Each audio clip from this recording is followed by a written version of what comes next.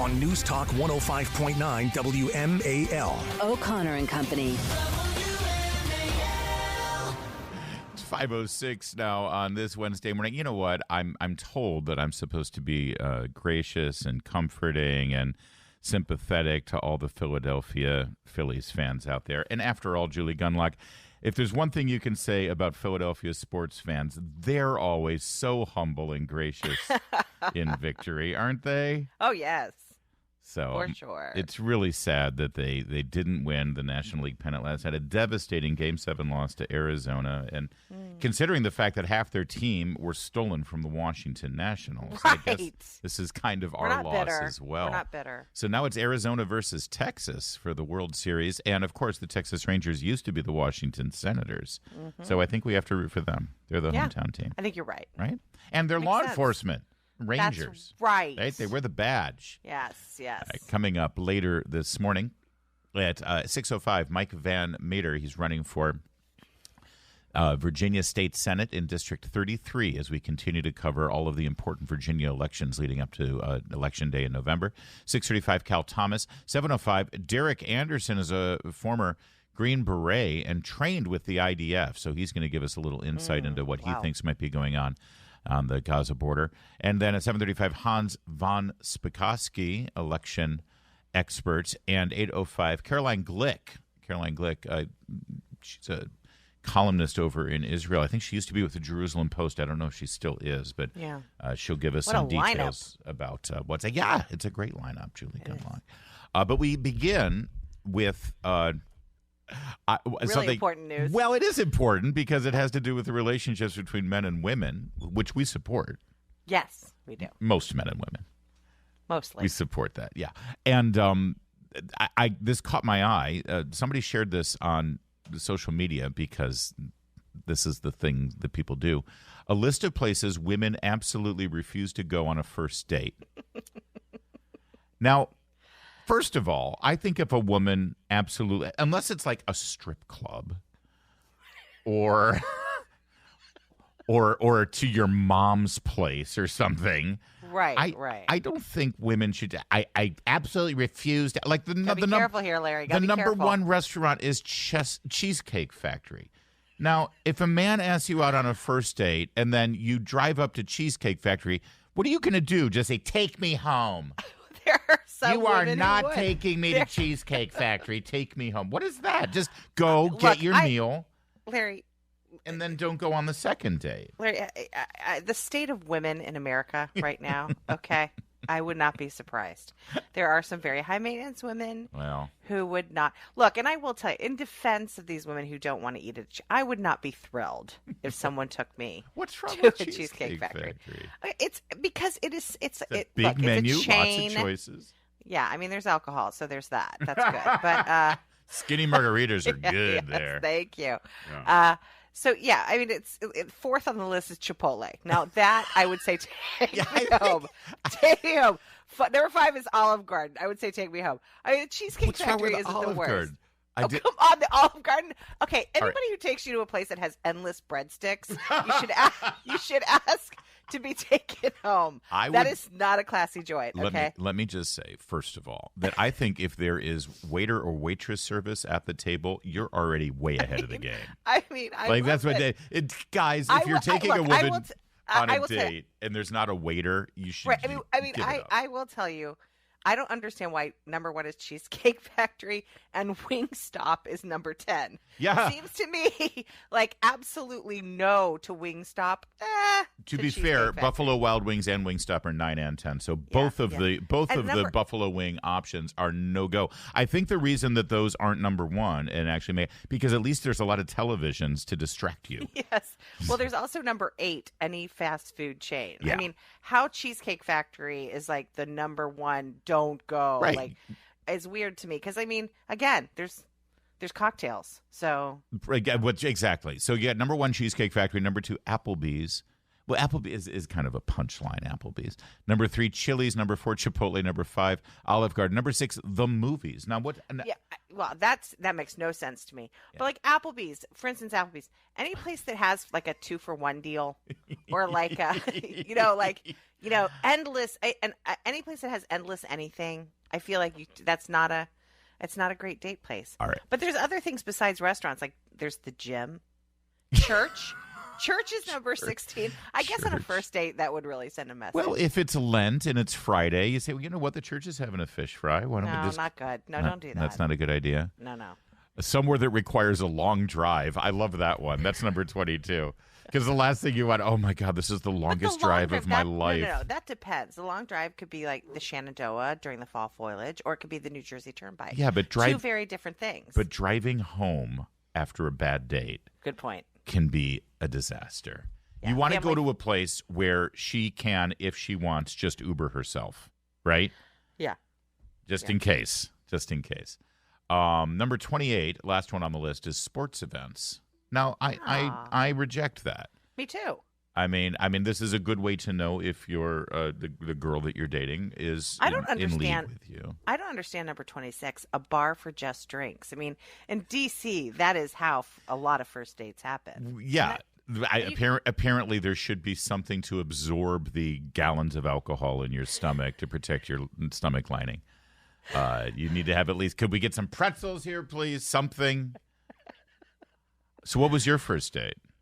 Oh, this is awful. I don't have a great answer because my husband and I worked on Capitol Hill, and we were both so poor. And so I'm sure he took me for 10-cent wings or something like that. Aww. I mean, but he made the list. I was 20. I was 24. Okay, I didn't really care. I just wanted 10-cent wings and a beer. So we were, we probably that.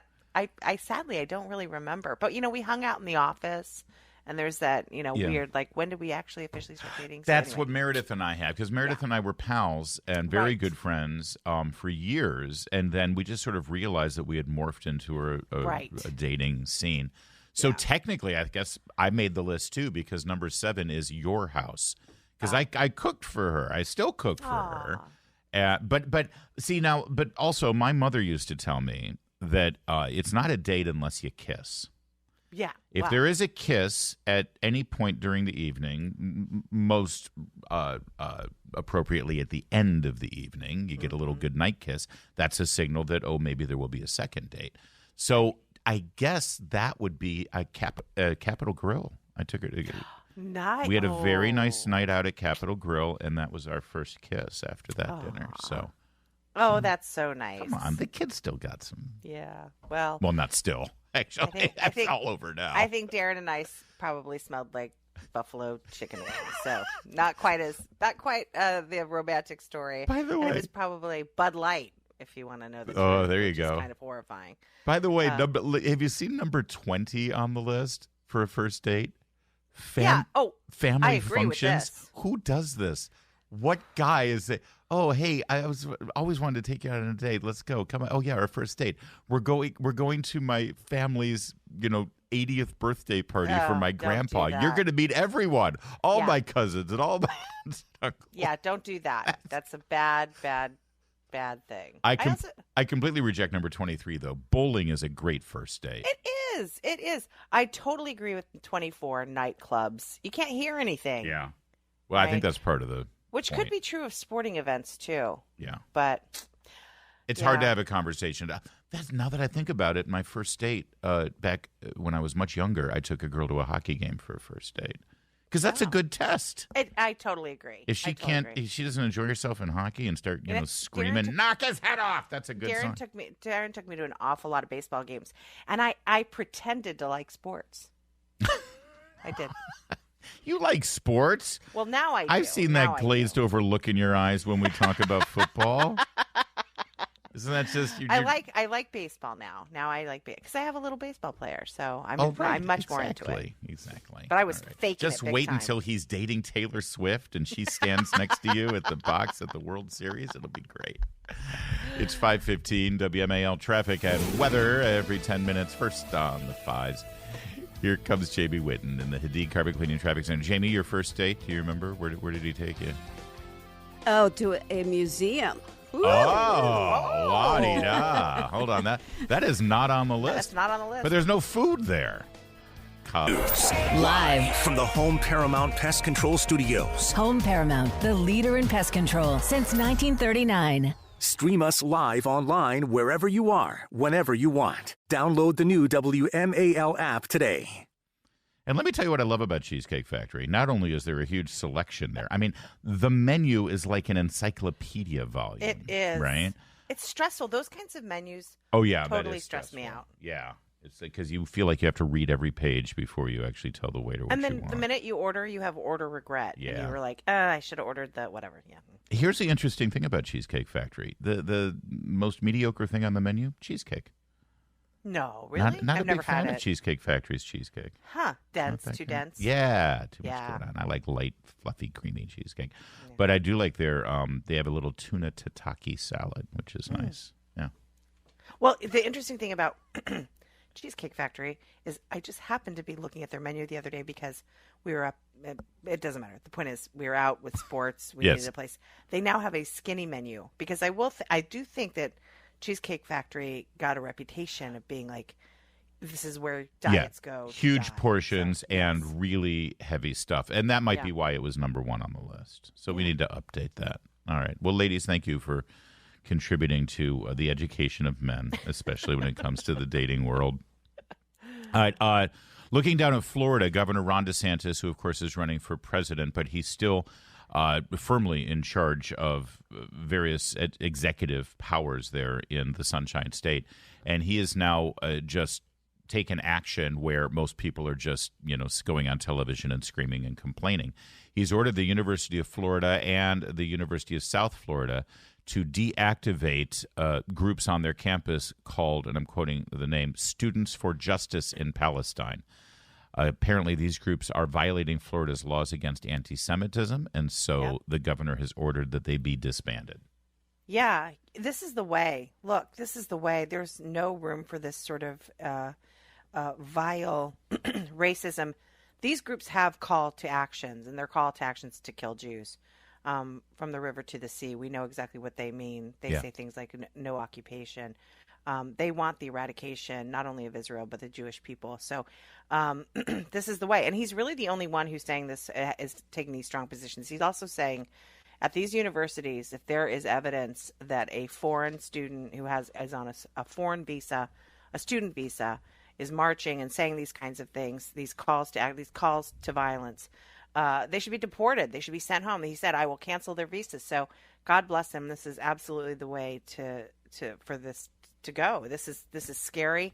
It's terrifying that our campuses have been overrun with people like this. So, I'm thrilled, and I think this again shows leadership. It shows strength. And it shows the absolute path forward. It's also smart politics because every other candidate running for the Republican nomination needs to explain to Republican voters why Ron DeSantis is wrong, right? They either need to say, great job, Governor DeSantis, I'm with you on that one, or they need to say, this was the wrong way to go. You're absolutely right, Larry, because that does set it up that you have two choices. Oh, he's the leader and I'm following, right? Which is not a great look. Or he's wrong, which is also not a great look. Yeah. So yeah, we'll see how that plays out. In the meantime, here at home in Washington, D.C., at our elite universities, it's a very different story. And in a moment, we'll tell you a despicable act yesterday on the campus of George Washington University. That's in a moment. Right now, it's 5:21. Go from the sublime to the ridiculous here as we tell you Governor Ron DeSantis basically dismantling the pro-Hamas terrorist student groups on the campuses of Florida colleges. Here in Washington, D.C., they're empowered and celebrated and allowed, it appears, to spread hate. Last evening, a projector was used to project images onto the facade of one of the GWU campus buildings. And I can't imagine how this was allowed to occur without some knowledge, because this is a high-tech. Yeah, and it was projected onto it. This is so fitting. It was projected onto the school library building. There you go. Yeah. And it's So it's framed that library perfectly. allowed It's it? clearly coming from a place straight across. So we'll find out what knowledge the university administrators had of this. But what was projected were these words: "Free Palestine from the river to the sea." And I just want to reiterate, if people just think that that's a cute little rhyme. From the river to the sea means from the Jordan River to the Mediterranean Sea. It means the removal of Israel. It means taking over and removing. You're right. All of the Jews. It means Israel must disappear. Israel must disappear. And to be clear, there's 10 million Jews, I think, living in Israel. Yeah. So the only way that's going to happen is if you kill them. Yeah, but this is the other one. The other thing. The one, Go ahead. The other thing. Glory to our martyrs. And when they say glory to our martyrs, they are talking about the people who murdered 1,400 people, the people who raped women and teenage girls and children, and they're talking about the people who beheaded babies, burned whole families alive. This is the martyrs that those who projected these images onto the school library building. I mean, this was massive. This must have been, what would you say, 20 feet tall. Yeah. These images. It's huge. It's huge. And it looks like it's authorized. It looks like it's official. It does. It looks like the message that George Washington University not only supports but promotes. Apparently, campus police did confront 4 students who made the projections. They said, "We're not damaging any property. It's not physically on the side of the wall." The officer tells them they're not going to argue with the student and tells them that they have been in front of the library for an hour. So I'm not sure how this ended, but it certainly does look like. I mean, who knows? I don't know. Can I just tell you something? Part of this. If I walked down the center of the quadrangle there at George Washington University, right by the little bust of George Washington, and I stood up and said, "I believe that if you're born with male genitalia, you are a man, and you cannot dress up and pretend to be a woman or be acknowledged as a woman," I would be violating their speech code.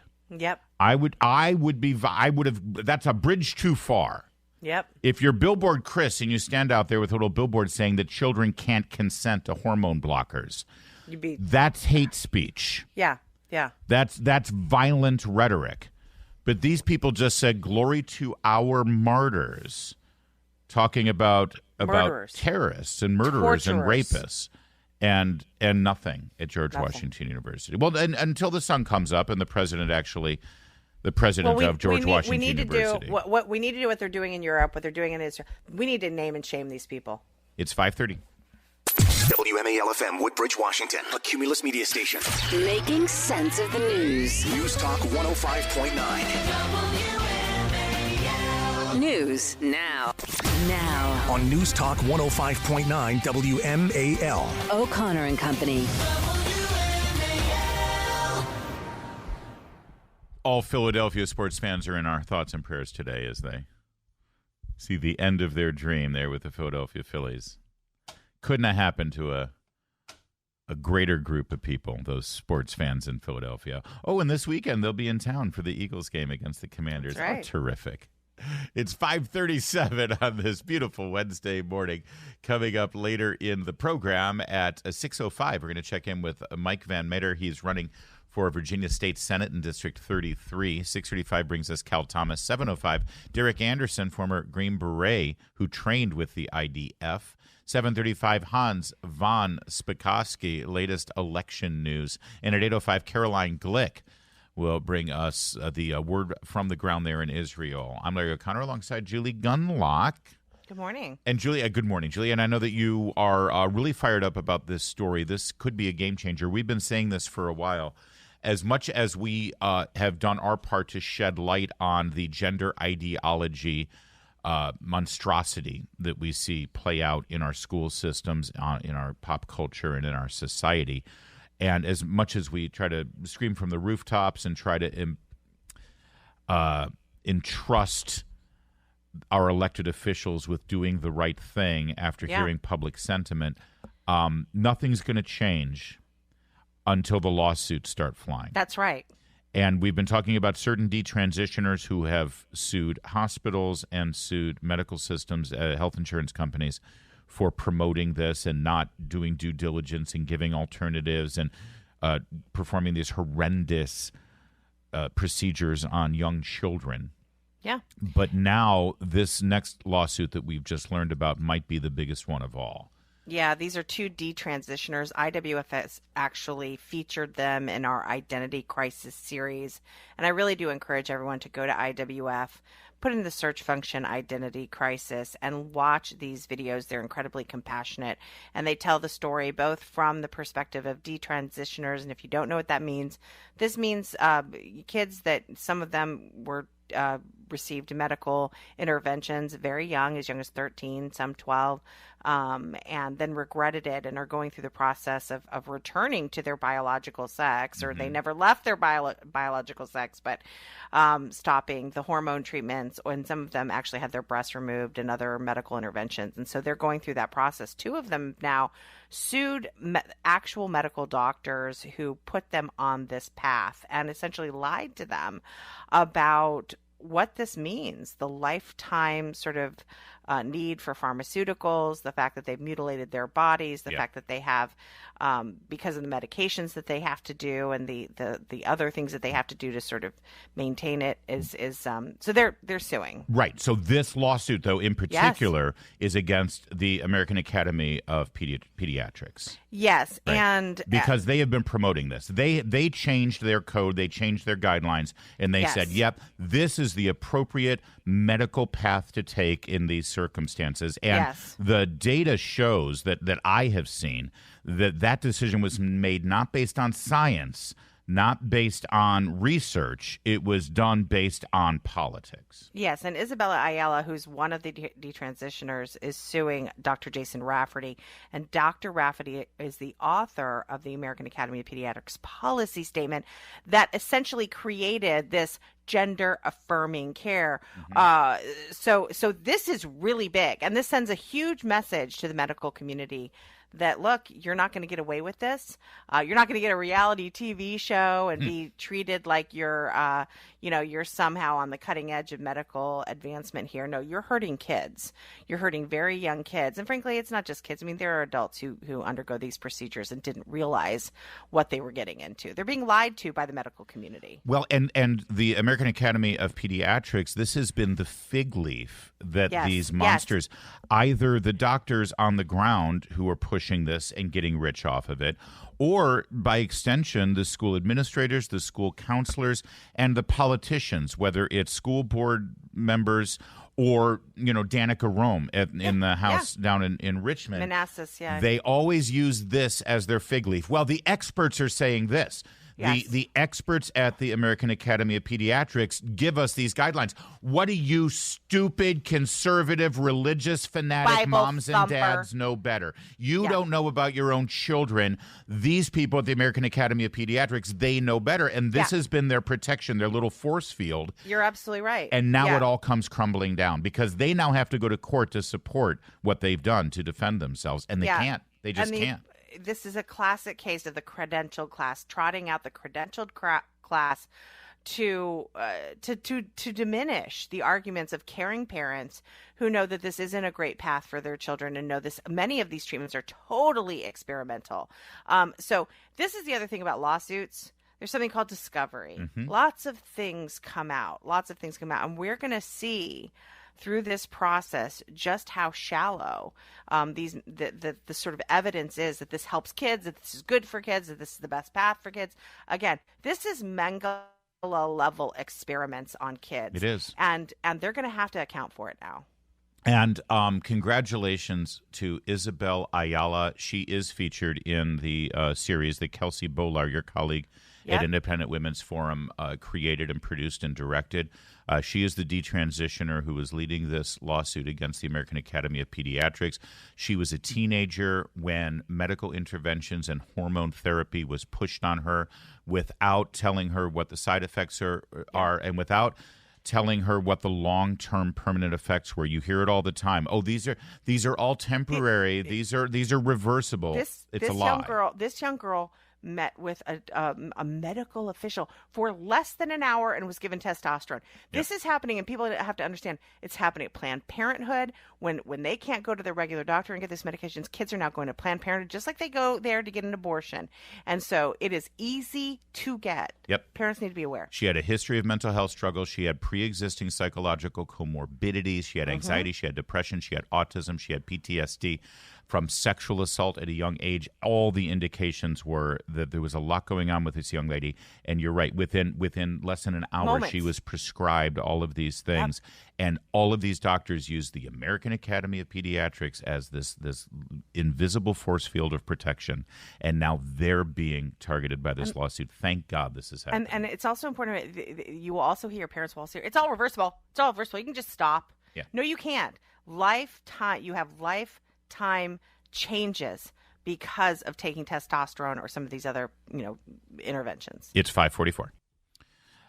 Another curious story coming out of your Department of Justice, and if there's one silver lining, Julie Gunlock, to the fact that we still don't have an official Speaker of the House of Representatives, that means, of course, that Jim Jordan doesn't have the gig, and it appears that he won't have the gig.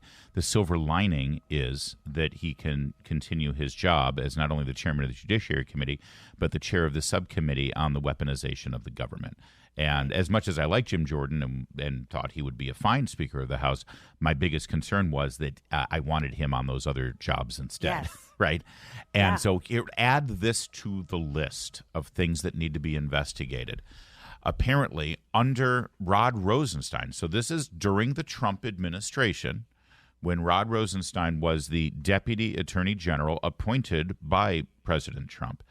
And for certain investigations, especially those involving the Russian collusion conspiracy theory hoax that was started by Hillary Clinton, Rod Rosenstein was actually acting Attorney General because Jeff Sessions had recused himself. Right. So during that time, Rod Rosenstein got a grand jury subpoena for the records of members of Chuck Grassley's investigative team. Wow. Chuck Grassley was the chairman of the Judiciary Committee, and he had his own team of investigators and lawyers looking into the Russiagate hoax. Rod Rosenstein, as Deputy Attorney General, and I believe in this case, since it involved Russia collusion, was acting Attorney General, he got a grand jury to subpoena the records of members of a Senate staff who were investigating the same thing. So that's targeted a phone number of one of the chief investigators. The chief investigator is Jason Foster, who now works for a public advocacy group that is calling for transparency in government. In fact, that he does. The group that Jason Foster works with now are the lawyers who represent Gary Shapley, the IRS whistleblower. Wow. All right. They targeted him. And his wife's phone. And his wife's phone. Wife's phone. Yep. So this is a really nice and a very sort of long way you just laid out of saying they were spying. Yes. On a Senate staffer. The Justice Department was spying on a Senate staffer. I can't. And everyone says, "Oh, but they're all Republicans." Well, this is what we mean by the deep state. No. Yeah, no. Exactly. This is. I hope people understand how significant this is, because the Senate has oversight over these agencies. That's right. And then you have an agency spying. Oh, this is.